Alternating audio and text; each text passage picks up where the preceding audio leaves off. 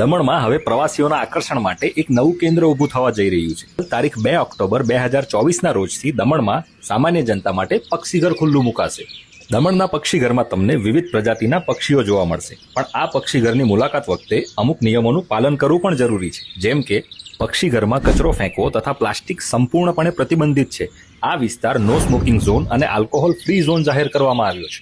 પક્ષીઘરમાં પાલતુ પ્રાણીઓ તથા ખાવાની સામગ્રી લઈ જવાની મનાઈ છે. મુલાકાતીઓ પક્ષીને હેરાન પરેશાન ના કરે એ માટે સમગ્ર વિસ્તાર સીસીટીવી કેમેરાથી સજ્જ છે. આ પક્ષીઘરમાં 5 વર્ષ સુધીના બાળકો તથા દિવ્યાંગ વ્યક્તિઓને નિઃશુલ્ક પ્રવેશ મળશે. આ ઉપરાંત 5 થી 12 વર્ષના બાળકો માટે ₹50, 12 વર્ષથી ઉપરની વયના લોકો માટે ₹100 તથા એનઆરઆઈ અને વિદેશી નાગરિકો માટે ₹500ની પ્રવેશ ફી રાખવામાં આવી છે. સવારે 9:30 થી 1:30 વાગ્યા સુધી અને બપોરે 3 થી 6:30 વાગ્યા સુધી આ પક્ષીઘર ખુલ્લું રહેશે. દર સોમવારે પક્ષીઘર મેન્ટેનન્સના કારણોસર બંધ રહેશે અને આ એન્ટ્રી ફી માત્ર ઓનલાઈન અને ડિજિટલ મોડથી જ સ્વીકારવામાં આવશે.